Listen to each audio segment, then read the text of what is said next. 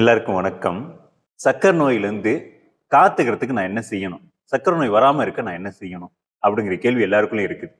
இன்னைக்கு எல்லாருக்கும் ஒரு பெரிய பயம். இதை நான் சாப்பிட்டா எனக்கு சக்கரை வந்துருமா? இதை சாப்பிட்டா என் சக்கரை அளவு அதிகமாயிடுமா? நான் எதை தவிர்க்கணும்? எதை தவிர்க்க கூடாது? எதை சாப்பிடணும்? இப்படி நிறைய கேள்விகள் மக்கள்கிட்ட இருக்குது. உணவை பார்த்தா விரும்பி சாப்பிடறதுக்கு பதிலா இன்னைக்கு உணவு பார்க்கும்போதே ஒரு பயத்தோட பார்க்குற அந்த நிலை வந்திருக்குது. அது கெடுதலான உணவுகளை பார்த்து அந்த பயம் வந்துச்சுன்னா பிரச்சனையே இல்லை. ஆனா நல்ல உணவு நம்ம காலங்காலமா சாப்பிட்டுட்டு இருந்த உணவு, அந்த உணவை பார்த்து நமக்கு பயம் வருதுன்னா இது ரொம்ப சிக்கலுக்குரிய விஷயம் இல்லையா? ரொம்ப காலங்காலமா நம்ம சாப்பிட்டுட்டு இருந்த உணவு முறை இருக்குது. அந்த உணவுகளையே நம்ம தவிர்த்தா சர்க்கரையில இருந்து விடுபட்டுறான்னு நினைச்சு தவிர்க்கிறோம். சக்கரை நோய்க்கு முதல் காரணம் என்னவா இருக்குது அப்படின்னாக்க, நிறைய கண்ட உணவுகளை சாப்பிடுறது, பசி இல்லாம சாப்பிடுறது. அப்படி சாப்பிடும்போது உடலோட ஜீரணம் கெடுது. அதுதான் சக்கரை நோயோட முதல் படி ஆகுது.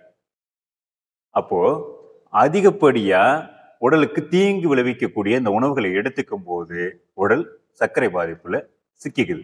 நல்ல பசி எடுத்து பசி ஆறிக்கிட்டா வயிற்றை நிறைக்காம பசி ஆறுதல் மட்டும் செஞ்சா சர்க்கரை நோயிலிருந்து விடுபட முடியும். ரெண்டாவது, தீங்கு விளைவிக்கக்கூடிய உணவுகள் எதெல்லாம் அப்படின்னு பார்த்தா, செயற்கையான ரசாயனங்கள் சேர்க்கப்பட்ட சுவையூட்டிகள், சர்க்கரை இல்லாம, அதாவது ரசாயனம் சேர்க்கப்படாத நாட்டு சர்க்கரை, கருப்பட்டி, தேனு, பனங்கள் கண்டு, பழங்கள், இப்படியான இனிப்புகள் இல்லாம ஜீனியோ அல்லது செயற்கையான சாக்கரின் இந்த மாதிரி ரசாயனங்களோ பாதிப்பை அதிகப்படுத்தும். ஆனா இயற்கையான இனிப்புகள் அதிகப்படுத்துமா அப்படின்னாக்க அதிகப்படுத்தாது. உடல் கட்டை கொடுக்கக்கூடியது, உடலுக்கு பலத்தை கொடுக்கக்கூடியது இனிப்பு தான். இனிப்பை தவிர்த்துட்டு எனக்கு உடல் கட்டு வேணும், உடல் பலம் வேணும், நான் சுறுசுறுப்பா இயங்கணும் அப்படின்னாக்க உடலுக்கு எங்கிருந்து ஆற்றல் கிடைக்கும்?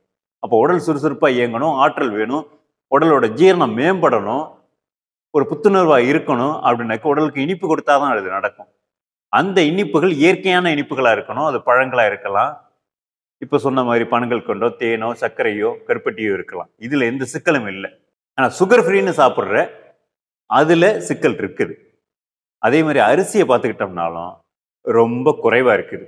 கோதுமையை காட்டிலும் குறைவா இருக்குது. அரிசி எந்த அரிசி தீங்கு தரக்கூடியதுன்னு பார்த்தோம்னா, தீட்டப்பட்ட, முழுமையாக தீட்டப்பட்ட அந்த அரிசி இருக்கு இல்லையா, அது தீங்கு தரக்கூடியது. அதுல இருக்கக்கூடிய நார்ச்சத்து நீங்கிறது, புரதச்சத்து நீங்கிறது, நுண்ணூட்டச்சத்துக்கள் எல்லாமே நீங்கிறது, இரும்புச்சத்து உட்பட எல்லாமே நீங்கிறது. இப்ப அது வெறும் மாவுச்சத்து மட்டும் உள்ள ஒரு சக்கையா இருக்குது. இதுல உடலுக்கு போதுமான ஆற்றல் கிடைக்காம உடல் நலிவுற ஆரம்பிக்கும். தோல் மட்டும் உரிக்கப்பட்டதோ அல்லது பகுதியாக தீட்டப்பட்ட அரிசியோ இருக்கு இல்லையா, இது நன்மை தரக்கூடியதா இருக்கும். கோதுமைக்கும் அரிசியையும் ஒப்பிடும்போது அந்த தீட்டப்படாத அரிசியில, பாரம்பரிய அரிசியில சர்க்கரையின் அளவு ரொம்ப குறைவா இருக்குது. 100 கிராம் அரிசியில 0.24 கிராம் தான் சர்க்கரையோட அளவு இருக்குது. ஆனா கோதுமையில பார்த்தோம்னா 0.31 கிராம் சர்க்கரையின் அளவு இருக்குது 100 கிராம்ல. அப்படின்னா கோதுமையில தான் சர்க்கரை அதிகமா இருக்குது. எந்த அரிசியில அதிகமா இருக்குன்னா தீட்டப்பட்ட அரிசியில தான் அதிகமா இருக்குது. தீட்டப்படாத பாரம்பரிய அரிசியில குறைவா இருக்குது. பாரம்பரிய அரிசி ரொம்ப ஊட்டம் தரக்கூடியது, ரொம்ப ஆரோக்கியத்தை மேம்படுத்தக்கூடியது. சாதாரணமா இப்ப கிடைக்கக்கூடிய கலப்பின அரிசி ஊட்டம் அதிகமா தராதது, நிறைய சாப்பிட வேண்டியிருக்கும், வயிறு மட்டும் நிறைஞ்சுக்கிட்டே இருக்கும், ஆற்றல் குறைவா இருக்கும்.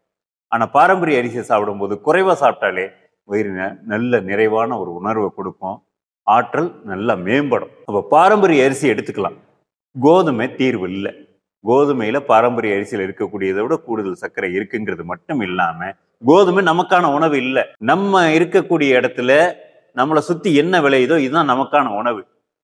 மனிதர்கள் படைக்கப்படுறதுக்கு முன்னாடி உணவு படைக்கப்பட்டாச்சு, அதுக்கு பிறகுதான் மனிதர்கள் படைக்கப்படுறோம். அப்போ இந்த மனிதர்களுக்கு என்ன விதமான உணவு சாப்பிட்டா இவங்க ஆரோக்கியமா இருப்பாங்களோ அந்த விதமான உணவு இங்க உருவாக்கப்படுது, இங்க இயல்பாவே விளையுது. இதை விட்டுட்டு நாம எங்க இருந்தோ வந்த யாரோ சொன்ன கோதுமையை சாப்பிட்டோம்னா நம்ம ஆரோக்கியமா இருக்கலாம்னு நினைக்கிறோம். அது சாத்தியம் இல்லை. நம்ம உடல்ல ஆற்றல் பற்றாக்குறை ஆகும். இப்போ நாம இங்க இருக்கிறோம், இங்க இருந்து நாம டெல்லி கிளம்பி போய் டெல்லியில தான் இருக்க போறோம், ஒரு 10 வருஷம் 5 வருஷம் இப்படி இருக்க போறோம் அப்படின்னாக்க நம்ம தொடர்ச்சியா கோதுமையை சாப்பிடலாம், எந்த சிக்கலும் இல்லை.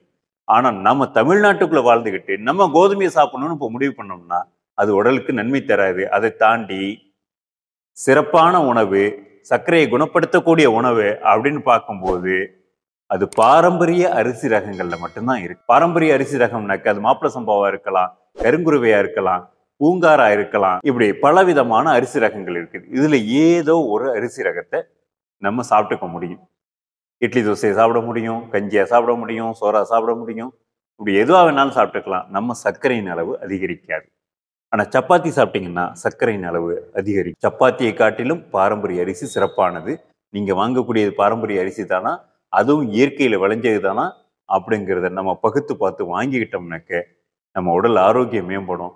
அதுவும் நாம வாங்கக்கூடிய சர்க்கரையும் சரியானதா இருக்கான்னு பார்த்து வாங்கினோம்னா இது ரெண்டையும் நம்ம மாற்றும் போது உடல் ஆரோக்கியம் நல்லாவே மேம்படும். இன்னொரு விஷயத்தையும் சேர்த்து செய்யணும். இரவு உணவை 7 மணிக்கு முன்ன முடிச்சுக்கிட்டோம் அப்படின்னாக்க இன்னும் எளிதா நோய் பாதிப்புலேருந்து மீண்டு வந்துட முடியும். இது குணமாகாது, அப்படியே இருக்குமா அந்த சர்க்கரை நோய், இதுலயே இப்படியே தான் நோயோடவே இருக்கணுமா அப்படின்னாக்க இல்லை. உணவு மாற்றம் நிகழ்த்தும் போது சரியான சிகிச்சையும் இருக்கும்போது சர்க்கரை நோயிலிருந்து முழுமையா விடுபட முடியும். இந்த பாதிப்புகள் இனிமே வராத அளவுக்கு தற்காத்துக்கவும் முடியும். இன்னைக்கு நல்லா இருக்கிறோம், சர்க்கரை நோயே நமக்கு இல்லை அப்படின்னாலும் நாம இந்த உணவு முறையை கை கொண்டோம்னாக்க நமக்கு வர்றதுக்கான சாத்தியமே இல்லை. இல்லை, நம்ம திரும்ப திரும்ப தீட்டின அரிசியை தான் சாப்பிட்டுக்கிட்டே இருக்கிறோம். நம்ம உணவுலையும் பெரும்பாலான பகுதி கோதுமை மாதிரியான அந்நிய உணவுகளே ஆக்கிரமிச்சிருக்குது, ஓட்ஸ் கோதுமை தான் ஆக்கிரமிச்சிருக்குது அப்படின்னாக்க நம்ம செரிமானம் கெட்டு நமக்கும் அது மாதிரியான தொந்தரவுகள் வர்றதுக்கான சாத்தியம் இருக்குது. அதனால எந்த அளவுக்கு முடியுமோ அந்த அளவுக்கு பாரம்பரிய அரிசியை மட்டுமே நம்முடைய உணவுல சேர்த்துக்கிறது அப்படிங்கிறதுல ஒரு உறுதிப்பாடு இருந்துச்சுனாக்க நம்ம எளிதா சர்க்கரை நோய் பாதிப்புல இருந்து மீண்டு வந்துட முடியும். இன்னைக்கே அந்த உணவுல ஒரு மாற்றத்தை நிகழ்த்துறதுக்கான வேலையை தொடங்கிடலாம். நல்லது. நன்றி.